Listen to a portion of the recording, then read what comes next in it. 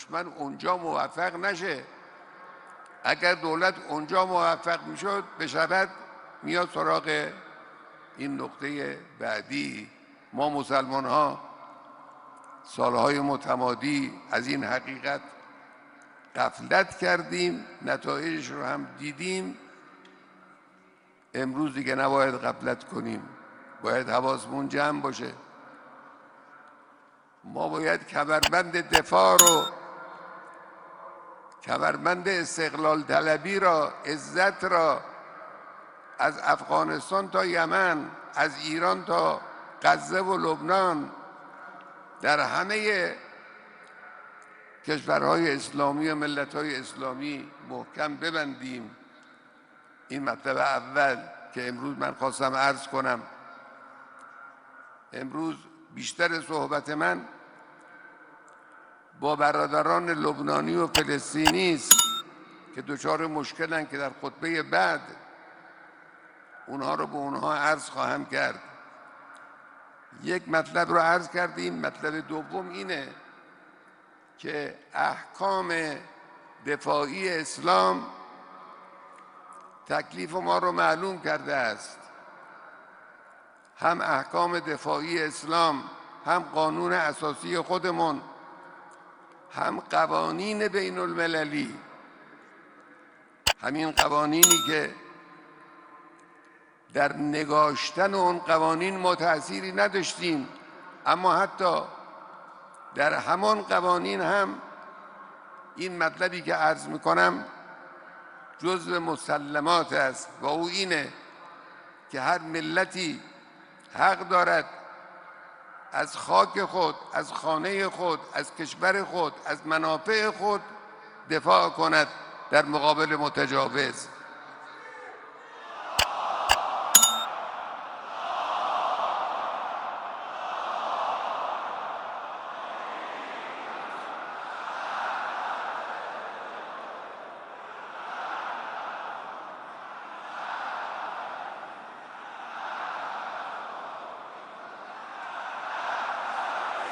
معنای این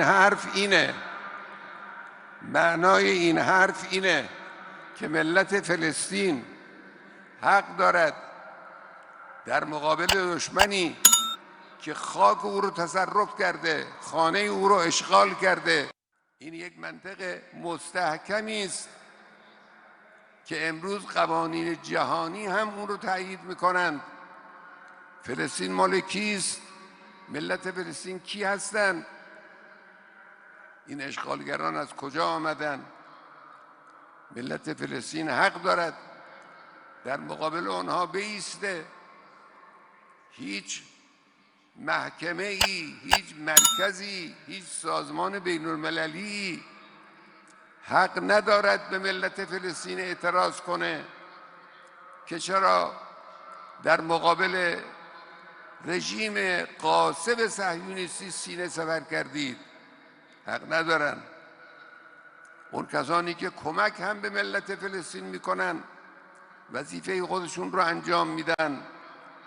هیچ کسی بر اساس هیچ قانون بین المللی حق ندارد به ملت لبنان، به حزب الله لبنان اعتراض کنه که چرا شما از غزه، از قیام مردم فلسطین حمایت کردید. وظیفه اونهاست، باید میکردن. این دیگه هم حکم اسلامی است، هم قانون عقلی است، هم منطق بین المللی و جهانی است. فلسطینی ها از خاک خودشون دارن دفاع میکنن. دفاع اونها مشروع است، کمک به اونها هم مشروع است. بنابراین همه این حملات، طوفان الاقصی که در سال گذشته همین ایام تقریبا انجام گرفت، یک حرکت درست منطقی قانونی بین المللی بود و حق با فلسطینی ها بود.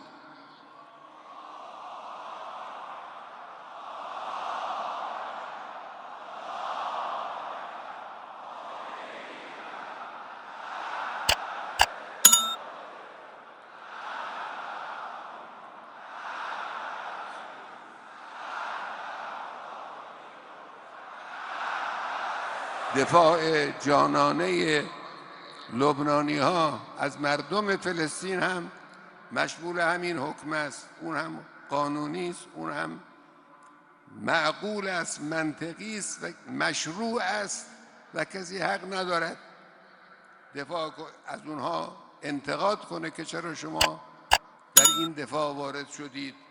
کار درخشان نیروهای مسلح ما در 2-3 شب قبل هم یک کار کاملا قانونی و مشروع بود.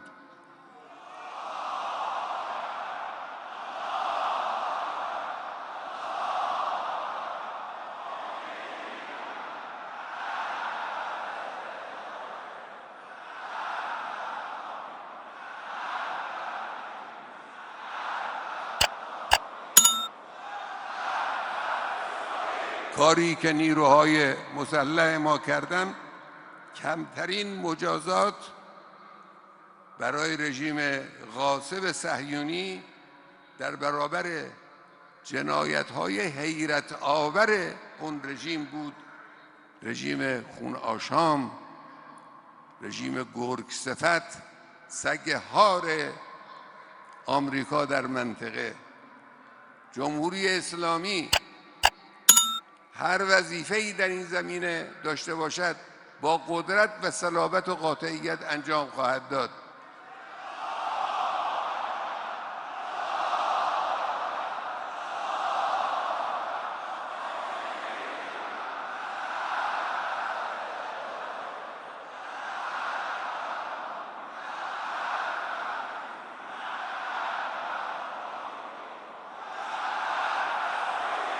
ما در انجام این وظیفه نه تعلل میکنیم نه شتاب زده میشیم.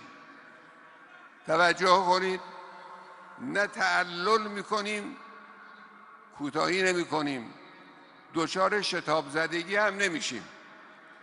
اونچه که منطقی است، اونچه که معقول است، اونچه که درست است به نظر تصمیم گیران نظامی و سیاسی در وقت خود، در هنگام خود انجام میگیرد، کما اینکه انجام گرفت و در آینده هم اگر لازم شد باز انجام خواهد گرفت.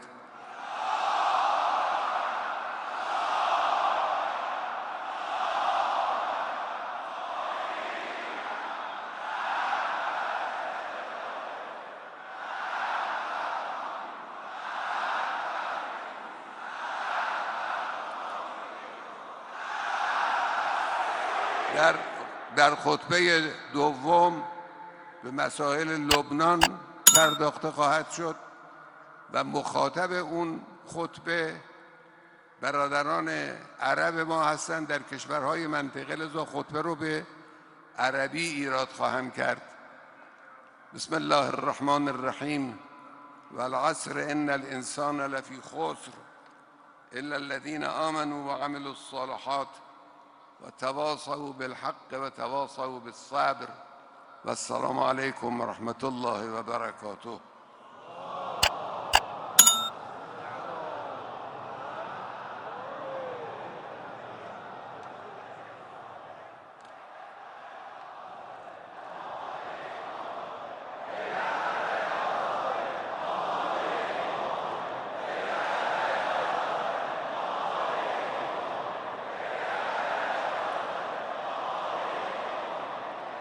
خیلی ممنون، خیلی متشکر.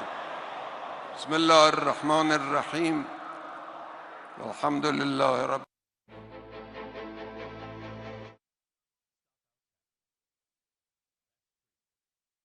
العالمین.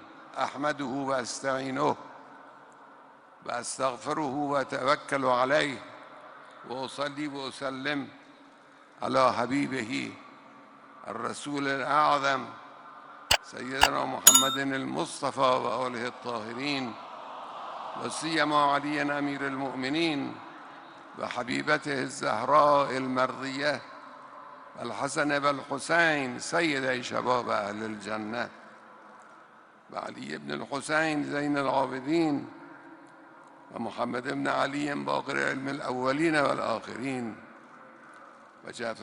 وجعفر بن محمد الصادق وموسى بن جعفر الكاظم وعلي بن موسى الرضا ومحمد بن علي الجواد وعلي بن محمد الهادي والحسن بن علي الزكي العسكري والحجة بن الحسن القائم المهدي صلوات الله عليهم أجمعين.